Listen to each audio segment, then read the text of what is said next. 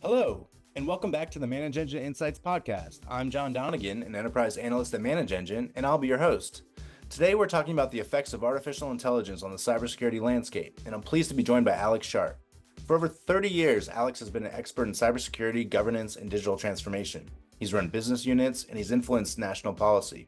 Alex has spent much of his career helping corporations and government agencies create value while mitigating cyber risk. This gives him a pragmatic understanding of the delicate balance between business realities, cybersecurity, and operational effectiveness.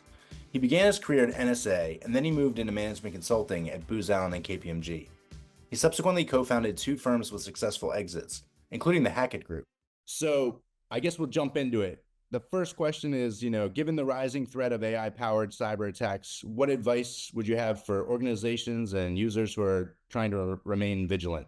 The history of attack and defend, and you look at the nature of AI, right? Right now, we are in a massive hype cycle around AI, right? Since the fall of 2022, you can't throw a stick without finding some marketing collateral or something about AI, right? And that's going to calm down. So there's a lot of hype and all, but there's some realities around it. The reality is it's called artificial intelligence for a reason. It mimics human behavior. And it mimics human behavior really, really well. As a matter of fact, the acid test is called the Turing test, which is if you're in a blind, you can't tell if it's a human or a machine, right? Yep. So what we see is a lot of what's happening in the attack and defense space is really taking over those human kind of behaviors, right? And we'll talk about some metrics in a second. So if you look at what's happened, I'll dive into the metrics right now. So if you look at October of 2022 is when ChatGPT suddenly brought AI to the forefront. And it's like, oh yeah, we're doing AI, everybody's AI washing and all that. Well, about February. So a handful of months later, some researchers were cruising the dark web. And by the way, if you want to see what threats are coming down the pike and you want to see what's real, talk to a dark web researcher because they're watching what the malicious actors are doing, right? The other source is the intelligence community, but if you're inside, you're either inside or you're out. Yeah. Talk to the dark web. So what they saw in about a period of about 5 months is approximately 170% increase in the volume of phishing attacks. They also saw a 50% increase in the efficiency of the attacks. Why was that? Well, historically, you look at our defenses against phishing, misspellings, bad grammar, frankly, stupid kind of lures, right? I cannot tell you how many times in an email it was alerting me to a fatal disease I had and then offering a magical cure, or a relative I didn't know I had wanting to send me money, right? You would walk down these scenarios. So what we've seen is with AI and ChatGPT, these foreign actors can use these tools to take out all the indicators that we had previously. Right. They also can do it at a higher volume, right? So they automate the process, which historically is most of what we see in productivity gains is automating process.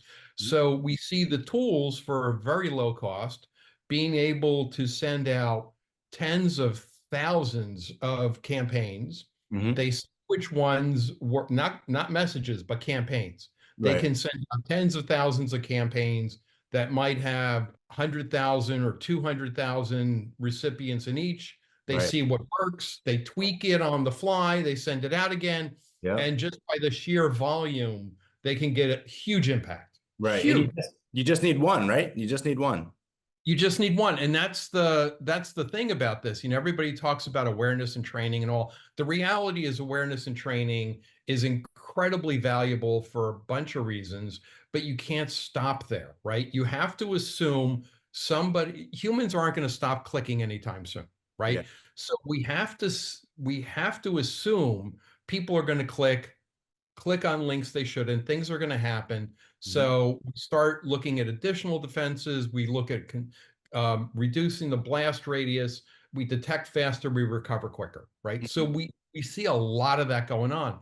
But the tactics, excuse me, the primary target remains to be the human. We Mhm. see that. Yep. We see the second, well, you can argue about which study, but it always comes down to misconfigurations, human error, Mhm. and of course misalignment between the business and the business strategy, the security architecture and operations. Because when they're misaligned, Mhm. that's ripe for exploitation. So Interesting. we see that very, very consistently. Let me get you two things real quick. It's made a lot of news where a CFO released something like $15 million on a video chat. I saw that in Um, Hong Kong, right? To Hong yeah, Kong. yeah, yeah. Yeah. And recently there was a thing about I forgot which company made the news, but they had hired a fake North Korea, a fake employee. It Mhm. turns out it was like 130 companies that actually did it, but the fake employee was the one. Mm. The one company made the news because they're easy to pick on. There's more eyeballs, more interest. Mm. So what's interesting about all that is these are technology induced problems without a technology solution. Mm. Because if you look at what breaks down on this misinformation and disinformation, it's not the technology, it's the process, Yeah. right?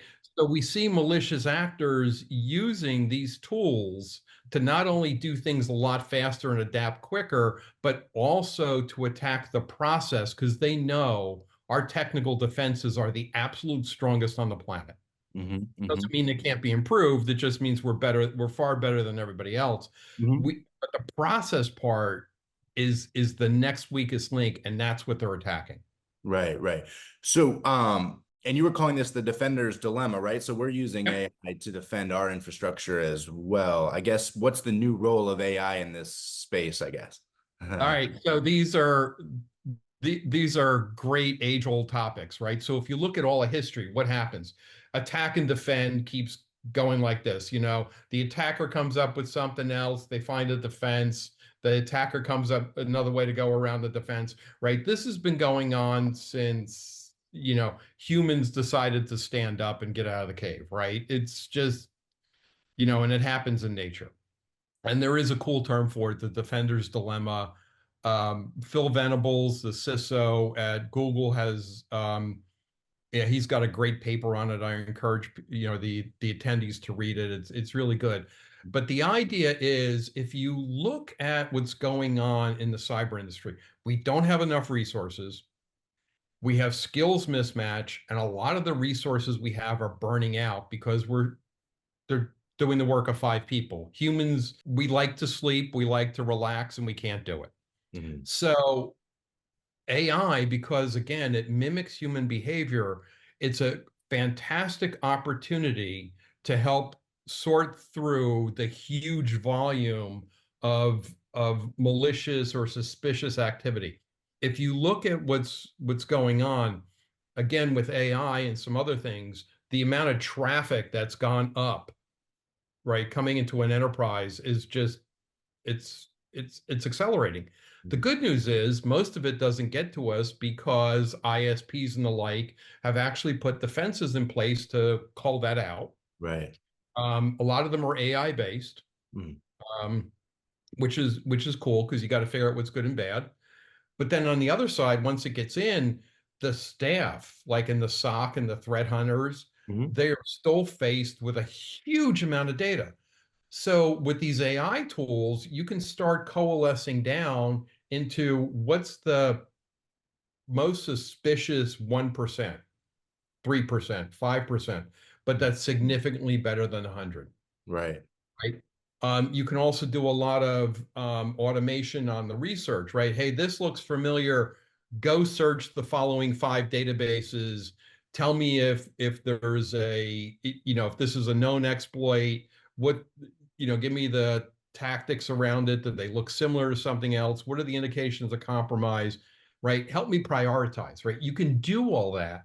And the beauty of it when you know what you're doing is these machines really are designed to summarize, categorize, and generate. Mm-hmm. So you can task them with a lot of data and say, figure out the similarities. I want to know, here's the result. What caused that? Yeah. So there's a lot of advantages and there's a lot of work in the area. It's actually been going on for decades, but now it's becoming viable. Right. Right. Yeah, there's definitely more awareness, and the technology's become so like lay people can do Yep. more attacks as well. So just more generally, like what AI powered cyber attacks are, I mean it's been going on for decades, obviously, but like of most concern to you right now, you talked about ChatGPT's ability to, create more convincing phishing emails. Let's see, I have AI generated malware down here. Oh, this is a good one. AI's ability to, disseminate misinformation and disinformation on search engines, social media, and stuff. I think that I've been scared of this for years now. Luckily, nothing too crazy's happened, but I think we're knocking on the door. Um, Yeah, yeah. I'm glad you went there because when you asked the question initially before you started listing, that's exactly where I was going to go. Okay, cool. Um, that that's very scary. And again, it's a technology problem without a technology solution. Hmm. If you look at human behavior, it's very easy to craft stories around these images Hmm. that really play into human weakness and human frailty. Mm. Now, with all that said, you're probably aware that in the U.S. by law, there are 16 critical infrastructures. Space is on its way to being designated as number 17. Hmm. I would like to see social media designated as number 18. I agree. Let's step back. Excellent. Let's start a campaign. And we can use ChatGPT to help with the marketing message. So if you step back a bit, go look, everybody on this video went through the pandemic. Think about what would have happened, how it would have been different if 5 years before social media was not a big thing. What would the pandemic have been like? With all the issues we had around the various social media tools, Mhm. we learned that we could get information, maintain some level of human connection, and talk with our neighbors, share whatever, even things like I remember stuff going back and forth about who's got toilet paper, Mhm. right? Mhm. Because we entered a toilet paper commodity, Yeah. Yeah. economy for a bit. So think about the impact. Now, what if somebody's coming in and disrupting that? Mhm. What if we rely on that channel and they take down that channel at a time of their choosing, Yeah. even to the point of robo phone calls, Mhm. right? Mhm. Right. Oh, your son's in the reserve. Don't let him be called up, right? Oh, wow. Okay. There was a lot of things like that, and then we saw with the presidential election, excuse me, the primary, Yeah. In and Vermont, no, New Hampshire. I think New uh, Hampshire, one of yeah, them. Yeah. yeah, one of the New England places that's great to visit and look at leaves. Right.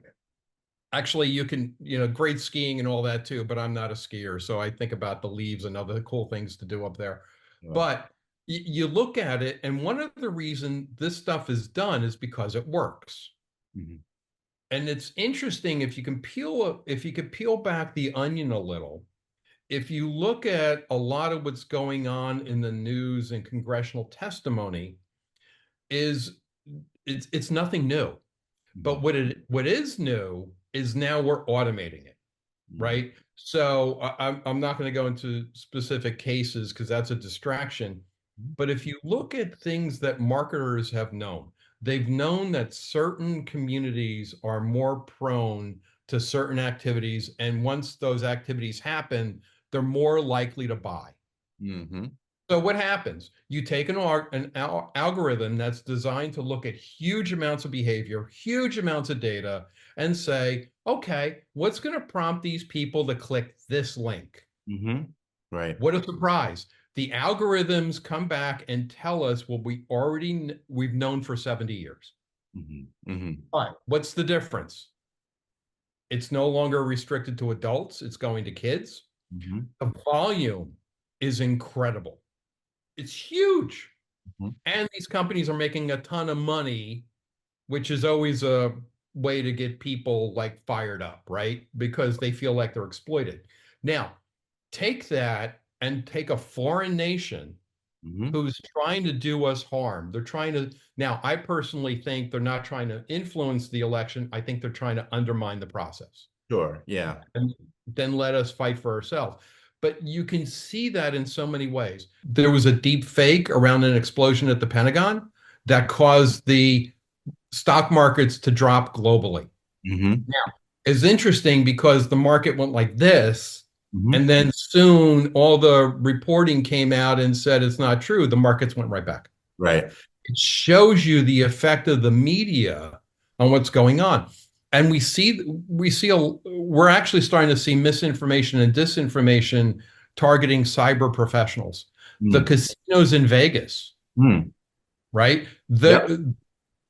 And some other attacks were really misinformation and disinformation where somebody was using AI generated personas to convince somebody at a help desk to create, give them access to the systems. And the help desk, what are we doing? We're exploiting. So people at help desks are trained to be helpful. Sure. Right? Natural inclination. Let's go after them and play on their natural personality and how they're compensated. They're compensated by being helpful. Sure. There's probably a metric kept about how quickly it takes them to resolve a call. How long does it take to reset a password, right? There was probably being tracked on all this. Okay, great. Let's exploit that. Yeah. And chances are the malicious actors probably tried a number before until they found the right person. And along the way, they were further refining their attack. Right? That's the stuff that's really troubling, in large part because there is no technical defense for it. There's some incremental things, and there's some things that we're doing, but anything that exploits human behavior is incredibly tough to protect against. Yeah, yeah. I'm sure there's a whole host of solutions. What do you think is the answer as far as whether it's like content provenance or authentication or watermarking or forcing through legislature to get like the big players like X and Meta to, sign off on these things? Because left to their own devices, who knows how incentivized they are to, ensure that people are seeing real media, not synthetic media. Yeah, the bottom line is it's going to require all of those things. Okay. We're going to have to get past the AI hype cycle we're living in at the moment. I cannot tell you how much bad information I see out there. I actually saw something this morning. It was related to how do you communicate the risk of AI to the board of directors of a publicly traded company? I don't know where they found some of the people that were talking about this, but the answers were all around how to use ChatGPT or what are the issues around ChatGPT. The reality is that is one product within, it's pretty far down the historical tree of AI. So we're going to need to get past that. And awareness is always key. Making people skeptical is a really good idea. Yeah. Awareness and training is incredibly important. I've seen cameras coming out that embed provenance in the images. Right. Your audience may be interested. This is actually a positive form of something called steganography. Okay. Right. It's one of those pretty cool things. It's like if you look at an image. So one thing, remember, as humans, we see images. The machine sees ones and zeros. So in steganography, you can embed messages or information inside the image that the human would never see. Okay. Yeah. Right? It's pretty cool. So these cameras are actually building in the provenance, Mm-hmm. and they're putting mechanisms in there to show it can't be changed. So if let's take the Pentagon example. Mm-hmm. Right? What did they do? Well, they probably didn't travel from overseas to come and take a picture of the Pentagon. They Right. found one online, Yeah. right? Or they got one from someplace. Maybe even they had somebody locally take a picture of it. Well, the moment that was modified Mm-hmm. because of this new technology, it's been embedded in some cameras, it would alert the user, in this case, like social media or whomever, that the image has been altered, Right. right? And potentially, depending on what else goes on, it could be done in a way that says who altered it and what part of the image was altered, Mm-hmm. Mm-hmm. right? So there's a lot of cool things going on, but even there, I can alert a social media that this thing's been altered, but Yep. unless somebody actually looks at it or a machine looks at it and alerts it and Right. forces a decision, it's not going to change. Yep. Yeah. Um, Currency, a nice analogy with currency. I'm sure everybody here has probably gone to a store with a large bill and they put it under a light or they put a Mhm. ink on it or whatever. Well, counterfeit currency still gets passed because there's some percentage of the recipients that don't do those things, right? Right. So one of the benefits of having legislation is, Mr. Social Media, you had all the tools in place. Sorry, start levying fines. Here's the penalties. And by the way, you could be subject to civil and criminal action. Right. Yep. I think it would go a long way. No It question. would. Yep. So aside from, deep fakes, what other concerns do you have related to AI's propensity to whether disrupt elections worldwide? I guess you've covered some of this already, but your background's really interesting. You worked, in NSA for years out of undergrad and consulting. You're from the DC area. Did you live in the DC area for a while? No, no, I relocated there after college. Okay, okay, okay. Yeah, no, I saw that. I'm also from the DC area, that's why I asked. But maybe you could tell us a little bit about, the interesting things that you know of that's going on from a national security perspective and AI initiatives in that regard, if you want.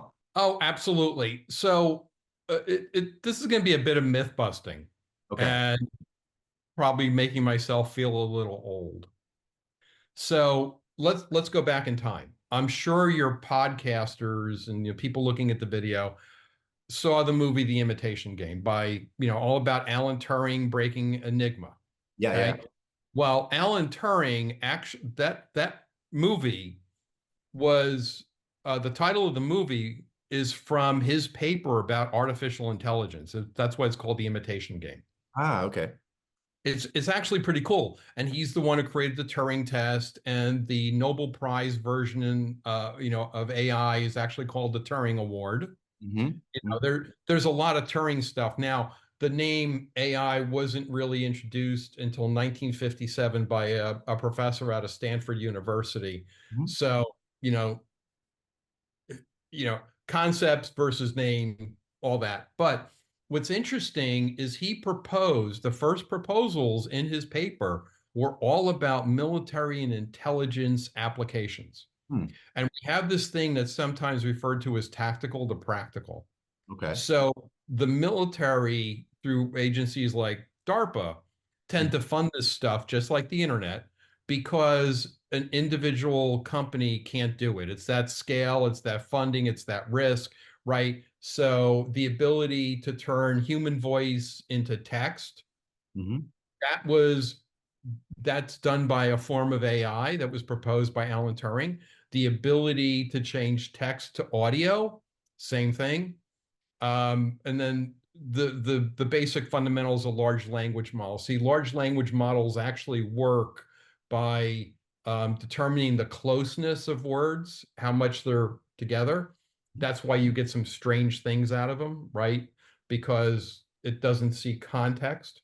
Mhm. Mhm. And ever since that time, the intelligence community and the defense organizations have been using that technology to the point that about it's 2004, so about 6 or 7 years ago, Mhm. the US actually commissioned a project solely focused on how do we use AI for national security. And during the Trump administration, so when the president sends the budget over to Congress, they actually send out this thing called the economic report of the president. Okay. And I think it was chapter 7.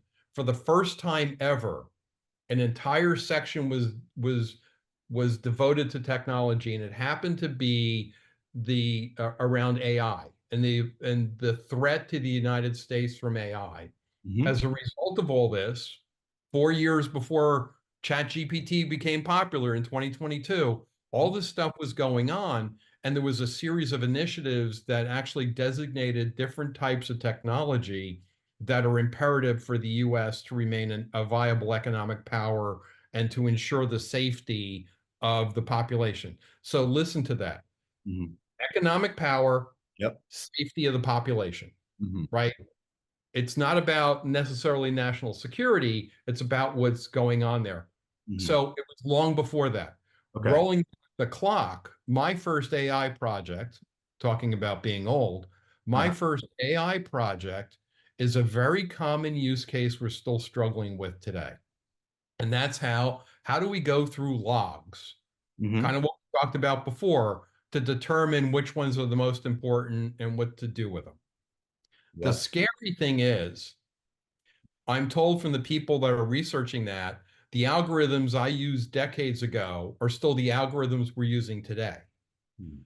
The difference is because these models work on huge amounts of data, we have huge amounts of data. We have better correlation about which ones led to incidents. We are doing far better than we ever imagined 30 years ago. I didn't say that. Decades ago, far better than we ever thought possible because the data's there, the machines are faster. And when we see the way we process now, people don't understand. NVIDIA isn't popular or foundational the way it is. It's not a disruptor. It is because it performs calculations faster. It processes differently, Mhm. and that's a major breakthrough, right? So there's a lot of pieces here. Long-winded way. The government has kind of summing this up because I get passionate around this stuff. Oh, no, yeah. The the government, the US government and Western allies have been on top of this stuff for decades. And now that it's popular, um, a lot of that history is being lost in the populace, but the interest is providing fantastic opportunities. One of the things I'm very hopeful for is private-public partnerships, because historically, that's where we make the greatest innovations. Yeah. Because let's face it, the private sector companies Yep. are very, very innovative, Mhm. right? Public sector, not so much. But the public sector can fund long-term risky projects without an outcome Mhm. that the private sector can't. Another little dot point for your audience. A lot of this stuff is being baked in because of the efforts I mentioned. So we've all heard about the CHIPS Act. Mhm. Mhm. Most people don't realize the CHIPS Act says you want to get funding under the CHIPS Act, you have to show us your security architecture. You Mhm. have to prove to us you're baking security into everything you do, Smart. right? So that's another thing we've seen come out of the US government over the past couple of years. It's finally cyber safety and security is finding its way, all its fingers are, it's like tentacles. Mhm. Mhm. Mhm. Yeah. All right. No, that's great. Not switching gears entirely, but we do seem to be at the apex of the hype cycle just in regard to AI in general. Do you think it's overblown a little bit? Do you think I mean, part of it is marketing, right? These people want to show how important AI is. Only we can fix it, right? Only Sam Altman can like fix the problems that are coming down the pike because he's got access to the model or whatever. But Do you think it's overblown? Are we attributing too much importance to AI at this point in time, and also from less of a societal level, more of a corporate level? Are there certain things that we shouldn't be automating internally? Oh God, yes. So two-part All right. question, I guess. Actually, technically three parts. Okay. But maybe I heard something. Maybe there's something in there that you kind of triggered that wasn't in there, but I'm going to mention it anyhow. Okay. So answering your surface question about where are we in the hype cycle, I sure hope the peak of the hype cycle is behind us because I can't take this anymore. Um, Good news, bad news. Mhm. So the good news, people are interested. The bad news is you can develop a soft spot in your head from banging it against a wall because we spend a lot of time kind of it's like paper training a puppy, right? That you get people that have bad information for whatever reason, and you got to keep bringing them back to the paper. It would be nice to teach them where the paper is to start. Mhm. The second piece, I'm gonna maybe I heard it wasn't intended, but I'm gonna throw it in there anyhow, Mhm. is best captured by a call I was on about 6 months ago. Mhm. So I sit on a number of working groups, a couple different topics, zero trust, AI, safety and security, some international standards, but things like that. Mhm. Head of AI research, long-term head, so lots of experience. This is one of those people who has forgotten more about AI than I will ever know. Mhm. We were talking about this very subject. They made the most telling quote, but I'm not going to put their name on it. Okay. Um, the quote was, "The only thing growing faster than the adoption of AI is the number of long-term AI experts," Mhm. Mhm. right? Yeah. So one of the things that happens in the hype cycle, which is potentially the most damaging, is we have a lot of organizations and people diving in that are claiming an expertise they don't have, and therefore they're actually providing misinformation. They're sending folks in the wrong direction. They're providing bad advice. Mhm. Mhm. We go through this. I was watching the History Channel the other day, and there was talking about Christian relics, Okay. and there was a comment in there that there are so many relics from the original cross. The original cross must be the size of the Empire State Building, Wow. Okay. right? Same sort of thing, right? You got this hype cycle, people trying to make a buck off of it, marketing, whatever. Mhm. I hope that's behind us. Yeah. I Yeah. really do. Yeah. And applications that we shouldn't have. This is one of the areas so I advise organizations all the time in the risk management is to look at the use cases. It's one of the four criterias I always give them because until we know more, until you know how to put the guardrails in place, Mhm. some use cases, for whatever reason, including human safety, should not be explored just yet, right? We're going to get to them, but let's do our homework first. Right. This is an area where I believe Europe has done a really good job. Yep. If you look at the European standards, they basically, depending on the standard, they put them into three categories or four: high risk, medium risk, low risk, and then another category of don't even think about it, Mhm. right? I like that. I was involved in an effort recently that we were doing a survey of standards and regulations because there's the nice things about standards is there's so many to choose from, Mhm. and there's just so much out there, and we were looking at different things, and one of them was around defense applications. Mhm. The quote that I put in the document, and I was a little surprised they kept it there, was that an autonomous weapon system, so it's Yeah. lethal, it's acting on its own behavior, Yep. is a war crime waiting to happen, Mhm. right? And the Yes. downside we have with some of these applications is our adversaries don't care, Yes. right? Yeah.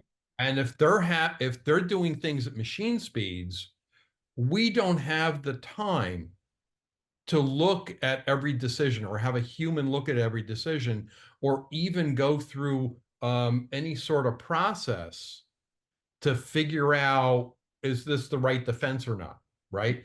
And we know that AI, when it goes wrong in ways that a human never would. That's a paraphrase from the former head of DARPA. Hmm. That's the risk, Yeah. right? Falklands War was an AI, similar thing. Hmm. Exocet missile takes out a British cruiser. Mhm. They look back and go, it should never happen. Well, the reality is the logic inside of the defense systems was that an Exocet missile was part of the weapons inventory because it's a NATO weapon. Hmm. Well, you would think they went back and they wrote this because, excuse me, anything coming at us, actively pinging us with radar is an adversary. Hmm. We shoot down a friendly, we'll figure it out later, Hmm. right? They had Yeah. to redo it. Um, Jets with automation. There was one jet, U.S. Air Force, passing all its tests. All of a sudden, it flies across the equator and flips upside down, Mhm. right? These systems are so complicated. Mhm. We aren't there yet. And AI is just worse because it's acting off of data that we know is noisy. We know it has issues in it, but we Yeah. just don't know how. And we can't inspect the models. We don't know how to inspect the models. We don't Right. know what they're doing inside. Right. It's a black box. Um, it kind of begs the question, should not all technological advancement is positive, right? Like sometimes I'm watching these things and I'm like, why are we I mean, I get the benefits of AI from a healthcare perspective and other things, but and even in entertainment to a lesser extent or whatever. But it's like, why are we creating these robots? And I guess it speaks to, like, the science fiction has kind of colored people's perception of AI and attributing to this out of control hype cycle and the fear factor. But it is true. Like, why are we creating some of the things we're creating? Well, let's talk about that a little and Yeah. let's go backwards. Okay. See, and I'm on the record for saying this in a couple of public forums. I think there's some video running around, so I will stand up to it again. A lot of these movies that are out there Yep. that have talked about the dystopic future, Yep. I think are a benefit, Oh, right? okay. Because they're in the back of our heads and we're watching out for it. True. Now, what's interesting, people Smart. talk about the future of AI. How many people stand up and say, hey, let's look at Star Wars? Those autonomous vehicles and those robots and all this other AI generated stuff that works well together. Mhm. Nobody talks about Star Trek. Mhm. Mhm. Star Trek had it all over. One episode, bad thing happened. You know, when Mhm. they tried to take the human out of a loop, there's a message there. The Mhm. Jetsons, right? Mhm. Look at the Jetsons. They Yeah. have, right? Nobody talks about that. So the good news is it's a cautionary tale. We're paying attention to it, which means we're less likely, and there's a reason I'm saying less likely. We're less likely to do something stupid. Mhm. Now, something to remember about technology adoption, there's a few things. Whenever, so going back even further, the economists that study this stuff, it was the father of modern innovation is a guy by the name of Joseph Schumpeter. 150 years ago, he crafted some laws, did some research, what are proving out today. Subsequent people came out and looked at how technology is adopted as different sectors, different rates, all that. But what it comes down to is in recorded history, human productivity increases at about 3% a year. Okay. 2% is from increases in productivity from production, from technology. The other one is reproducing more humans, right? More humans, more productive. Okay. So if you look at those numbers, what we always do is we transfer work from humans to machines. Mm. Okay. So whenever that's happening, people revolt, right? They don't like it. There's all this stuff, right? There's stories about when we were putting rail lines across the United States, people came back and said, this is silly. The human body can't resist speeds greater than 35 miles an hour. Mhm. I don't know about you, but I don't think I know anybody that travels less than 35 on their way to work every day, right? It's just, it doesn't happen. There's a lot of things like that, Mhm. right? That's very, very common. Mhm. Um, we see all sorts of stuff. We see complaints about the cost, right? Let's not put seat belts in cars. That's going to cost $100 per car. I, right? Food safety. 125 years ago, most people died by the time they were 40 because of bad sanitation. Right. Might have been a little longer, might have been the late 1800s, but you get the idea. Most people died because of bad sanitation. Oh, it costs too much. These things always happen. Right. Now, one of the things we know from this adoption, other than people resisting change, and there's some interesting stories about how people resist change and complaints about cost. One of the things we know is good ideas are usually behind a handful of bad ones. Mhm. Edison is probably got the most famous case for this, right? People don't realize he didn't invent the light bulb, he made it practical, right? He created a base, but Right. he also created a filament that worked. And Okay. it took him something like 1,500 tries Hmm. to get that filament to work. What happens? It's not sheer trial and error. It's every time you try something, you learn Mhm. Mhm. and you pay those learnings forward. So that's a lot of what I always recommend to clients. We're talking about their AI strategy. Mm. You put it in a sandbox, assume something bad's going to happen, but you mitigate. You control the blast radius. How much damage is it going to do? Mhm. You have an automated customer response system. Worst thing that's going to happen, you get some frustrated customers. They're going to be frustrated with your call center anyhow, right? So not much of a thing there. And you can apologize, you can make up excuses for that, but nobody's going to die.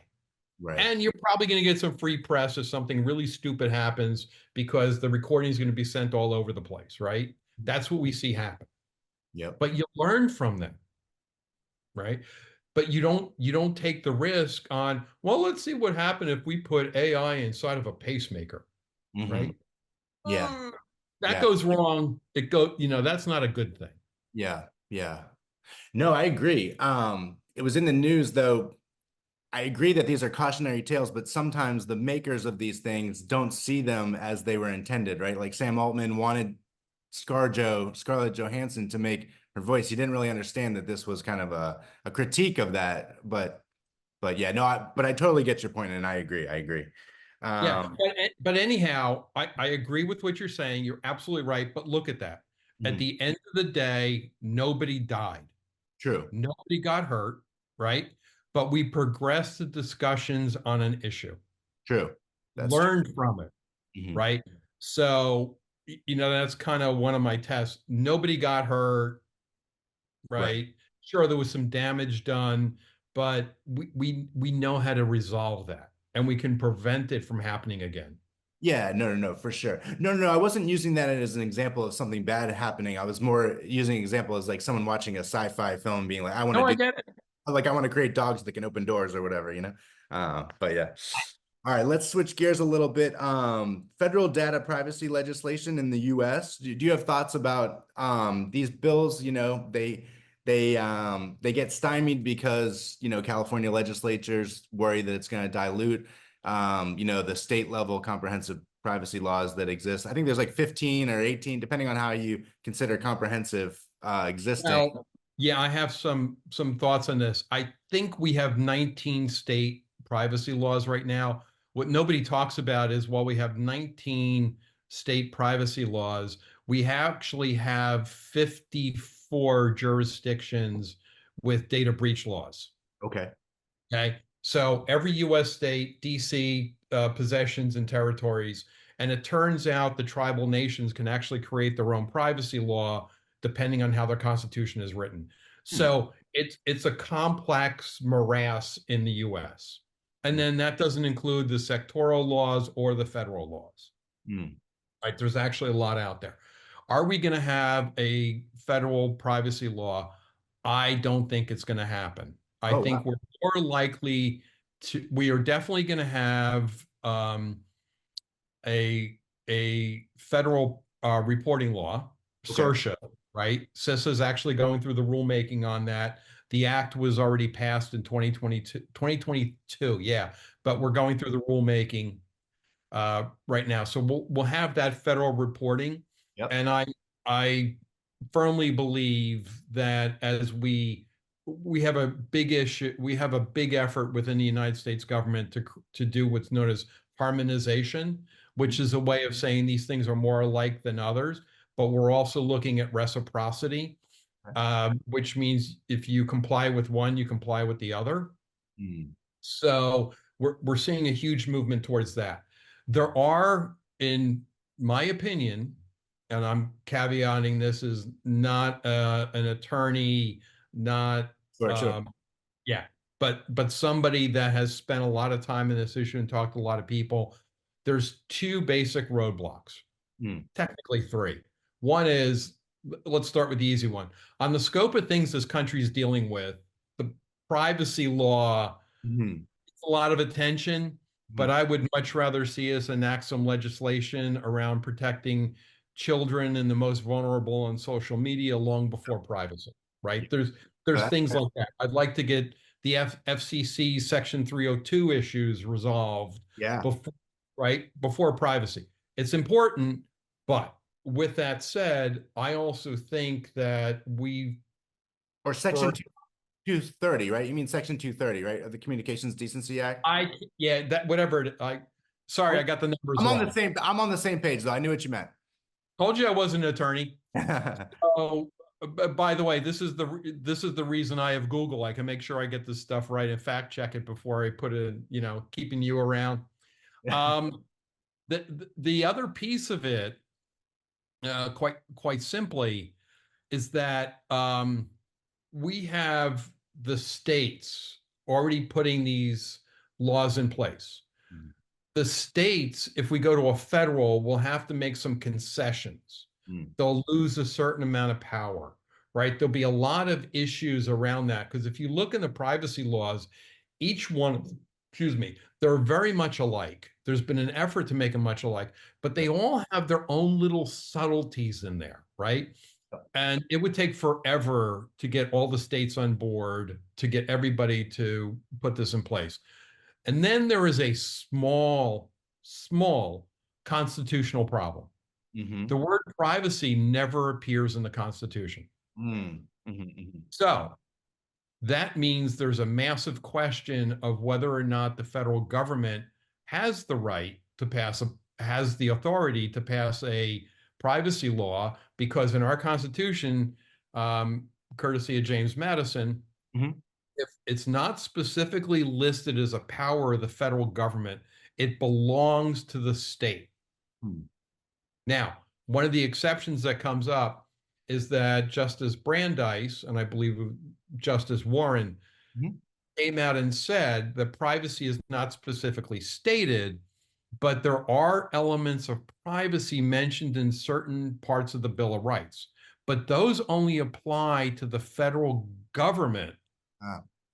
It only restricts the federal government on privacy to individuals, right? So there's a massive amount of cloudiness. Mm-hmm. Now, the other thing I feel compelled to mention Sure. is for a while there, privacy started developing its own momentum and got its own hype cycle, like we were talking about with AI, and we could go through a whole list. Mm-hmm. Privacy was originally started, and it really got kicked off with HIPAA in the early 90s. It was designed to make people feel comfortable and protect data. Mm-hmm. So individuals were not locked into certain providers and certain insurance companies. And one of the motivation was to leverage market forces to keep the cost down. By all accounts, we achieved that. The problem is HIPAA started taking on a life of its own, and then we started getting nutty about how we viewed privacy. We forgot that the idea of privacy is to foster commerce. Right. Now there's efforts around digital trust, which are trying to reclaim that. usually the most troublesome issues to get over are the emotional ones Mhm. around privacy. The rest of it we can get past. Yeah, there was a study, I think it was National Bureau of Economic Research, I guess, that was saying Yep. it was the GDPR like boosted Google and Facebook's market dominance in Europe. So it kind Yep. of there's these sometimes there's these unintended consequences where you're actually slowing innovation or reducing competitiveness of the markets, but then there's carve outs too for smaller companies, like even for the data breach requirements that are coming down the pike at the federal level. Now, would there be carve outs for small companies, like based on revenue or something? They wouldn't have to disclose the data breach or. Well, there's a couple of pieces there. So first of all, NBER, National Bureau of Economic Research, Mhm. is one of my favorite sources of statistics and metrics and the like to make informed decisions. Cool. They really do a good job, and I'm very glad you brought that up. Most people don't even know they exist. Mm. I find it funny when I reference that and somebody tries to challenge it. It's like, oh, did you pay for this? It's like, no. Right. Okay, well, that's another conversation. But if you look at all the laws, Mm-hmm. one of the efforts we have going around safety, security, privacy, digital trust, all the things we're talking about, there is a sense of right sizing, Mm-hmm. right? Because the requirements you impose on a systemically important bank, Mm-hmm. right? We know the names, Yep. right? We know the names are very different than you put on Bob's auto mechanic, Totally. right? So if you look at all the laws and all the reporting structures, they all break down by a number of things. Are you publicly traded? Are you privately held? How are you incorporated? How many people are in the organization? What's your annual revenue? You will also see um, what kind of information do you process. One Right. thing I like is most of the privacy laws are saying if you're already covered by the following laws, you can disregard our privacy Right. Right. because it's already covered. Mhm. But again, do you let's take a state. We'll make up a state. A made up state Mhm. creates a privacy law and it says, well, if you are managing, if you collect and process information on even one person in our state, you're subject to this law. And if you violate any part of this, we're going to charge you $100,000. Okay. They will spend more time trying to figure out if it applies to them than they will just paying the fine. Right. Right. So it Yeah. does no good. Mm. We also see, like in the cybersecurity space, which is, CISA is really the lead agency on this at this point. There's a recognition. I mean, Jen Easterly um, has said this a couple of times. I remember one meeting in particular where we were at, and she mentioned it, is Mhm. about right sizing some of the standards based on the size of the companies. Mhm. Mhm. Right. So there is definitely a precedence for this. There's definitely an interest in it. One of the key problems we have with all this is the smaller organizations are more relying on external parties, right? We're now using the term external service providers, whether it be an ISP, an MSSP, an MSP, right? SaaS, PaaS, IaaS. We can list all the 3 and 4 letter acronyms. Yep. So one of the efforts going on is how do we take that community that all these folks operate on, lift their cyber hygiene, and do it in a way that we can provide something like an underwriter's laboratory badge of approval and Mhm. just say, look, you know, Bob's small business, if you need somebody, look for this sign, Right. right? It it's a whole different world we're entering, but I think it's very, very positive that we're looking very, very aggressively how to right size it and also how to not step on each other. Mhm. I think those are all good things. Yeah. Well, I have a lot of other questions for you, but we are coming up on an hour here. So let me I'll just throw the ball in your court. I mean, what would you like to tell, the audience, based on any of the topics we've covered in the past, few minutes, what haven't we touched on that you think is important that you'd like to discuss as far as, the AI landscape in cybersecurity or it can be related to anything really? Well, the only thought that comes to mind, because we really covered a lot of stuff and, because I have passion around it, I'm going to inject things, whether they were directly in the question or not. No, feel free. The only thing I would throw out there, and again, this is sort of a passion project. It has been for quite some time. There is a recognition in a lot of pockets that the future of cyber or the future of the world is to integrate cyber as a discipline into all other disciplines. Hmm. So if you're a cyber professional, that's great, right? It's just like the finance function. You can't find a business owner who doesn't understand the finance function. Well, you can, but they're usually not around for very long. Sure.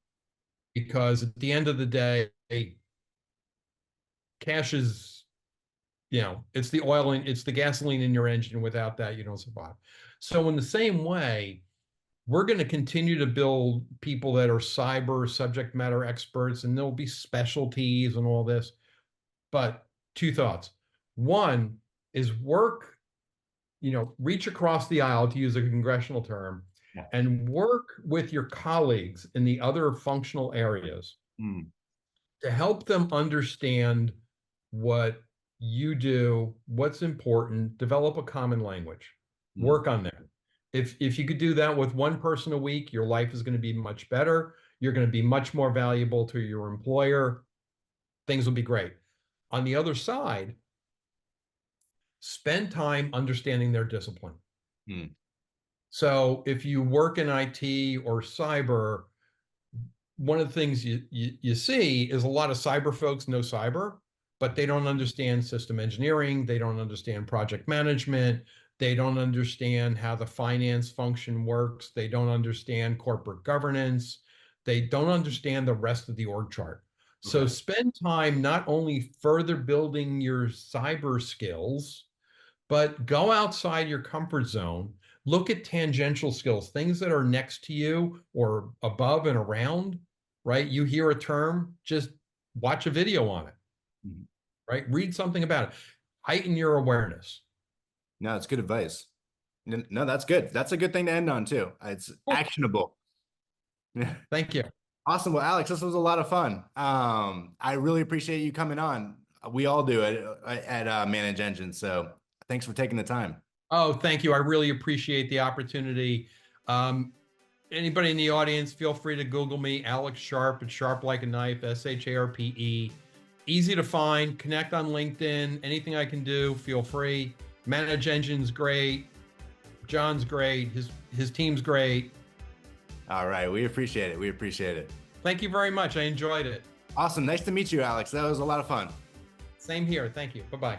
That brings us to the end of today's podcast. Thank you very much to Alex, and a big thank you to everyone for listening. If you have any comments, please leave them in the comment section, and we'll get back to you.